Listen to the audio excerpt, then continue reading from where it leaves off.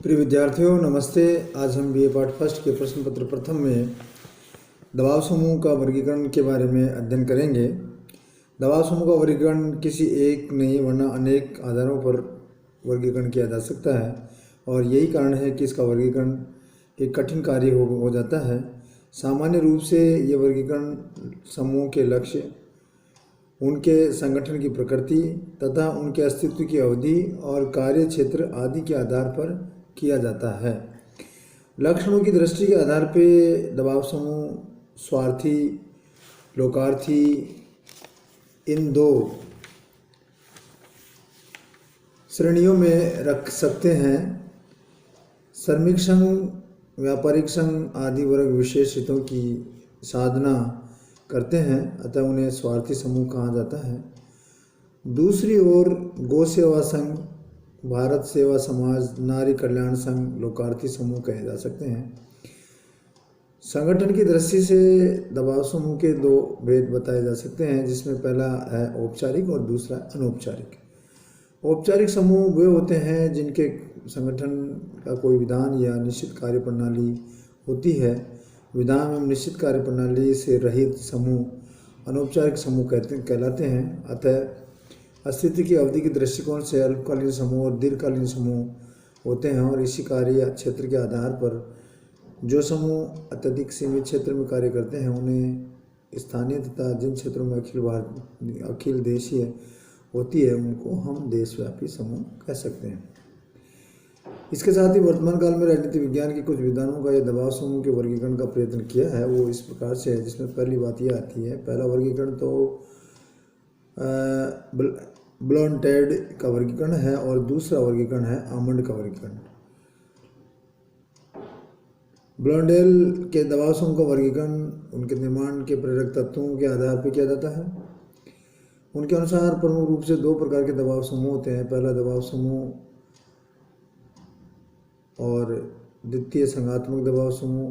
वे समूह जिनकी स्थापना मूल व्यक्तित्व के सामाजिक संबंध के सामूहिक दबाव समूह कहे जा सकते हैं। साथ में वे उनकी स्थापना के पीछे किसी विशेष लक्ष्य के प्रति प्रेरक तत्व हैं। संघात्मक दबाव समूह कहे जाते हैं। ब्लॉन्डेल में प्रत्येक रूप से दो रूप में विभाजित किया जाता है। सामूहिक दबाव समूह दो प्रमुख रूप होते हैं, पहला रूढ़िगत और दूसरा होता है संस्थागत। इसी प्रकार से दबाव समूह संघात्मक समूह के रूप दो होते हैं, प्रथम तो संरक्षणात्मक, दूसरा होता है उत्थानात्मक। आमंड के दबाव समूह का नाम देते हुए हम इनकी चारित्रिक विशेषताओं को वर्गीकरण के आधार पर बनाया गया है। उनके समूह चार प्रकार की श्रेणियों में रखा है। पहला दबाव समूह संघात्मक होता है, दूसरा असंघात्मक होता है, तीसरा प्रदर्शनात्मक या अनियमित होता है और चौथा होता है संघात्मक। ब्लॉन्डेल अतः आमंड के वर्गीकरण तथा इन बातों के आधार पर दबाव समूह के मुख्य चार भागों में वर्ग इन दोनों विद्वानों के आधार पर इसको चार भागों में वर्गीकरण किया जा सकता है। पहला दबाव संघात्मक दबाव समूह। संस्थात्मक दबाव समूह राजनीतिक दलों और विधानमंडलों, सेनाओं, नौकरशाही इत्यादि से प्रक्रिया में अनेक औपचारिक संगठन होते हैं और ये स्वतः ही रूप में क्रियाशील होते हैं तथा विभिन्न संस्थाओं के छत्र छाया में प्रेषित होते हैं। ये समूह अपने हितों की अभिव्यक्ति के साथ साथ अन्य सामाजिक समुदायों के हितों की प्रतिनिधित्व करते हैं। सामुदायिकतात्मक दबाव समूह एसोसिएटेड प्रेशर ग्रुप। यह सामुदायिक दबाव समूह हितों की अभिव्यक्ति की विशेष करती संघ होती हैं। इनकी मुख्य विशेषता अपने विशेष हितों की पूर्ति करना होता है। इसमें प्रमुख व्यवसाय संगठन, कृषक संगठन और श्रमिक संगठन और सरकारी कर्मचारियों के संगठन होते हैं। तीसरा है असमुदायिकात्मक दबाव समूह। ये वे दबाव समूह होते हैं जो धर्म, जाति, रक्त संबंध अन्य किसी परंपरागत लक्षणों पर आधारित होते हैं। ये अनौपचारिक, सामान्यतः असंगठित होते हैं। सामान्य बोलचाल भाषा।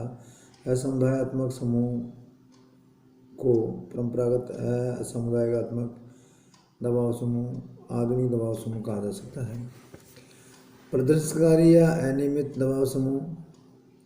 प्रदर्शनकारी समूह वे समूह होते हैं जो मांग को लेकर के गैर संवैधानिक उपायों का प्रयोग करते हुए प्रदर्शनकारी विरोध या प्रत्यक्ष कार्यवाही की मार्ग अपनाते हैं। इस प्रकार से हम ये कह सकते हैं कि कार्यवाही के रूप में कई आ जाते हैं, जैसे जनसभाएं, गली कूचों, बैठकें, रैली, विरोध दिवस मनाना, हड़ताल, धरना, सत्याग्रह, अनशन, सार्वजनिक संपत्ति को हानि पहुंचाना, अग्निदाह, आगमन अवरुद्ध करना, घेराव आदि। कभी कभी इनके द्वारा बड़े पैमाने पर हिंसा, राजनीतिक हत्या, दंगे और अन्य रूपों में आक्रामकता रवैये अपना लिया जाता है। इन तरीकों को अपनाकर वे संगठित रूप में केवल अपना असंतोष व्यक्त करते हैं, वरन शासन के ढांचे और नीति और कार्य संचालन को प्रभावित करते हैं। दबाव समूह द्वारा अपनाए गए तरीके या कार्यप्रणाली अपने उद्देश्य की पूर्ति दबाव समूह के विभिन्न युक्तियों या तरीकों से करते हैं, जिसमें पहला है लॉबिंग। लॉबिंग का सामान्य अर्थ विधानमंडल के सदस्यों को प्रभावित कर उनके हितों में कानून का निर्माण करवाना होता है। लॉबिंग में व्यवस्थापिका के अधिवेशनों के समय किसी विशेष विधेयक को विधि के परिणाम करवाने में रुचि ली जाती है। ये इस उद्देश्य से विधायकों के व्यक्तिगत संपर्क स्थापित किया जाता है और इनके अतिरिक्त प्रतिनिधिमंडल, शिष्टमंडल, पत्र, तार, टेलीफोन और प्रदर्शन आदि के साधनों को भी अपनाया जाता है। दबाव समूह विशेष रूप से पश्चिमी देशों में एक साधन का उपयोग करते हुए संयुक्त राज्य अमेरिका में इसका महत्व इतना बढ़ गया है कि लॉबिंग यानी गोष्ठी कक्ष को कभी कभी विधानमंडल का तीसरा सदन भी कहते हैं। इसके साथ ही इस कार्य हेतु अनेक दबाव समूह बड़े कार्यालय होते हैं और उनमें हजारों अधिकारी और कर्मचारी लगे रहते हैं। वे लॉबिस्ट 3 प्रकार के कार्य करते हैं, जैसे पहला सूचनाएं प्रसारित करते हैं, अनेक नियोजनकर्ताओं के हितों की रक्षा करते हैं और विधिवत राजनीतिक प्रभाव स्पष्ट करते हैं। दूसरा, प्रचार प्रसार के साधन अपने उद्देश्य की प्राप्ति जनता में अपने पक्षों को सद्भावना से निर्माण करते हुए उद्देश्य प्राप्ति में सहायक होते हैं। होने वाले लोगों को दृष्टिगत रखते हुए अपने आप के पक्ष को करने के लिए विभिन्न दबाव समूह या वर्गीय आर्थिक क्षेत्र प्रभावशाली रेडियो संगठन, प्रेस, रेडियो, टेलीविजन, सार्वजनिक संबंधों का विशेष सेवाओं का उपयोग करते हैं। तीसरा है आंकड़ों प्रकाशित करना। नीति निर्माण के समय अपने पक्ष को प्रभावशाली ढंग से प्रभावित करने के लिए दबाव समूह आंकड़े प्रसारित करते हैं ताकि अपनी बात को पूरा कर सकें। गोष्ठियां आयोजित करना। आजकल दबाव समूह विचार विमर्श, वाद विवाद की गोष्ठियां, सेमिनार, भाषण, मालाएं और वार्ताएं आयोजित करते हैं। गोष्ठियां विधायकों को प्रसारित करते हुए न्यायिक अधिकारी को अपनाने आमंत्रित करते हैं। तीसरा है रिश्वत, बेईमानी तथा अन्य उपाय। अपने उद्देश्य की रक्षा दबाव समूह रिश्वत देने में नहीं कतराता है, वही बेईमानी के तरीकों को यथासंभव प्रयोग में भी लाया जाता है। तीसरा अगला है न्यायालय की शरण। जब दबाव समूह समस्त प्रयत्नों के बावजूद भी उनके हितों के आधार पर पहुंचने में कानून पारित हो जाते हैं, दबाव समूह न्यायालयों की याचिका पर प्रस्तुत करने के पक्ष में निर्णय करवाने का भी प्रयास करता है। अगला है दबाव समूह का मनोनयन में रुचि। दबाव समूह ऐसे व्यक्तियों को रुचि में दलीय प्रत्याशी मनोनीत कराने की मदद करते हैं जो आगे चल करके संसद के किसी हितों की अभिवृद्धि में सहायक होते हैं। ऐसा कहा जाता है कि लोकतंत्रात्मक शासन व्यवस्था में संसद सदस्य दबाव समूह को जेब में होते हैं और चुनाव के समय वे पैसा देना चाहिए, इसके बारे में कई बार पैसा का दबाव भी वो बनाए रखते हैं। अब आता है दबाव समूह की भूमिका के निर्णायक तत्व क्या क्या हैं, किस प्रकार से वो दबाव समूह निर्णायक तत्वों को साथ लेकर के अपना निर्णय मनवा लेता है। इसमें प्रमुख तत्व बताए गए हैं। उसमें पहला है शासन व्यवस्था का स्वरूप।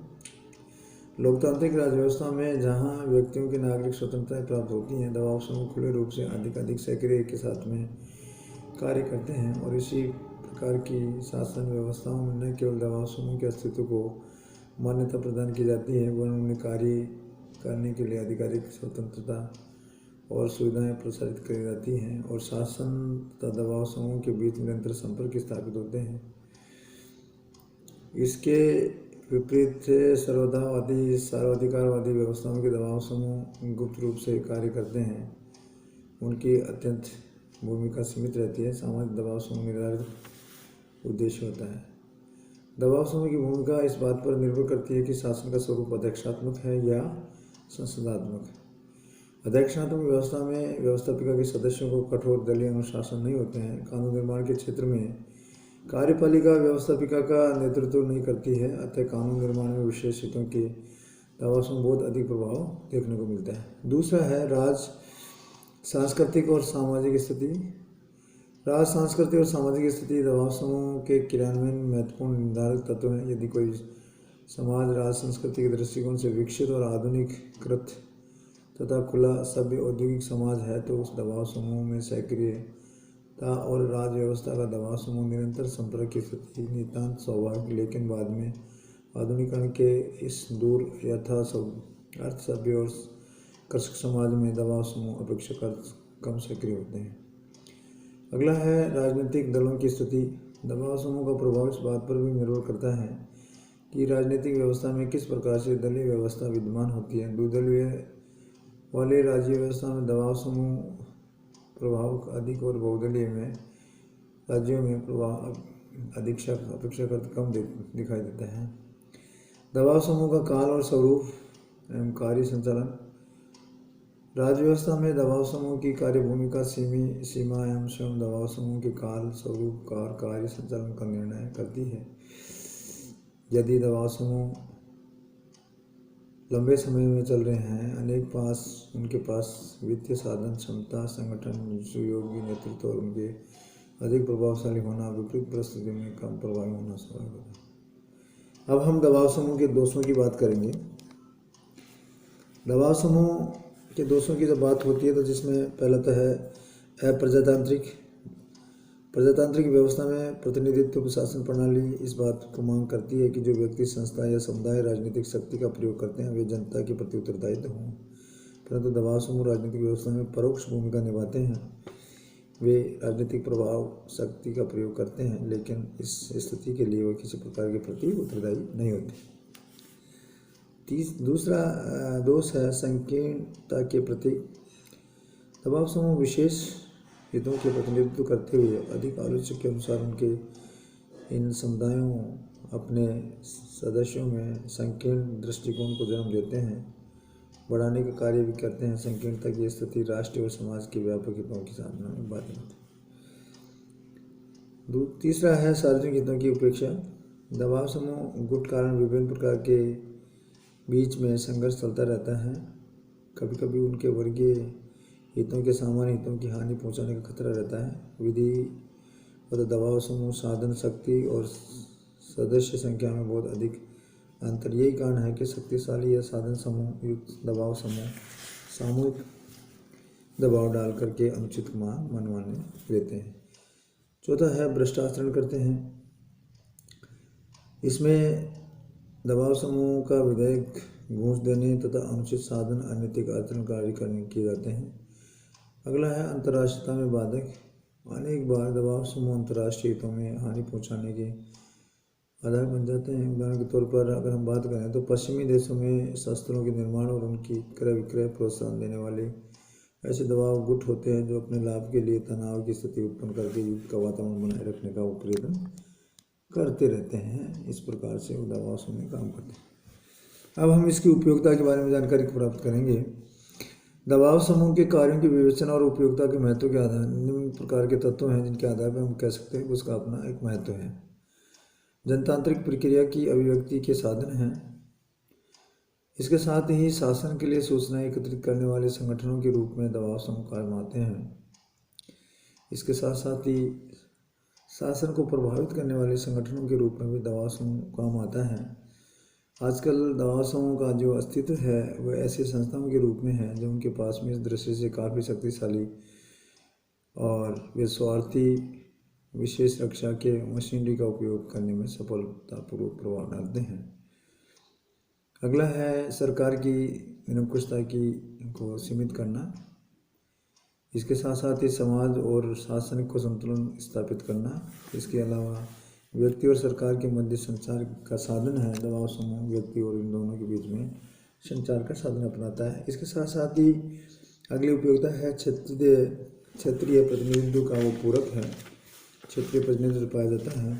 और इसके साथ ये विधान मंडल के पीछे विधान मंडल का कार्य, ये दबाव समूह का महत्व है। वह दबाव समूह विधि निर्माण विधेयकों की सहायता करता है। अपनी विशेषता या ज्ञान गुरुता के कारण ही विधि निर्माण के समितियों के सदस्यों को आवश्यक परामर्श देते हैं। उनका परामर्श सहायता दोनों उतने ही उपयोगी होते हैं जिन्हें विधानमंडल के पीछे विधानमंडल कहा जाता है। वस्तुतः दबाव समूह लोकतांत्रिक व्यवस्था का दूसरा नाम है। इन्हें हम लोकतांत्रिक व्यवस्था का प्राणवायु भी कहा जा सकता है। दबाव समूह के दो दोष बताए गए हैं। पहला है सैद्धांतिक अधिक है। दबाव समूह में अप्रजातांत्रिक, राष्ट्रीय हितों में बाधा, सार्वजनिक हितों की उपेक्षा करने वाले संगठनों को नहीं कह सकते हैं। दबाव समूह के बीच में जो क्रिया प्रतिक्रिया होती है उसके अलग अलग दबाव समूह का दृष्टिकोण संकीर्ण प्राप्त हो जाते हैं। सार्वजनिक हितों की दृष्टि से रखने वाले इस दृष्टिकोण को तैयार करते हैं। लास्ट में हम ये कह सकते हैं कि दबाव समूह का उस आधार से जन्म होता है जिस पर बल पर लोकतंत्र और राष्ट्रीय एकता को प्राप्त किया जाता है। दबाव समूह के बिना जनता और शासन के बीच संपर्क सूत्र का अभाव हो जाएगा तथा ये स्थिति लोकतांत्रिक संस्कृति, राष्ट्रीय हित तथा एकता के लिए घातक है। इस के संबंध में माइनर कहते हैं कि लोकतांत्रिक संस्कृति के लिए इससे अधिक घातक और कुछ नहीं हो सकता कि राष्ट्रीय हित की ऐसी अवधारणा को अपनाया जाए जिससे विशेष हितों की शुद्धबाजी का अवसर अपनी बात कहने वाली राजनीतिक प्रक्रिया, नीतियों और मांगों के प्रभाव में रचनात्मक भूमिका निभाने से वंचित कर दिया जाता हो। दबाव समूह राजनीतिक व्यवस्था के अपर्याय तत्व स्थिति को लावेल इसके संबंध में कहता है कि कुछ परिवर्तनों के साथ अपनाया जा सकता है कि दबाव समूह अच्छे हैं या बुरे। इस संबंध में सूचना एकत्रित करना वैसा ही है जैसा कि इसके संबंध में विचार करना हवाएं और ज्वार भाटा अच्छे होते हैं या बुरे। धन्यवाद।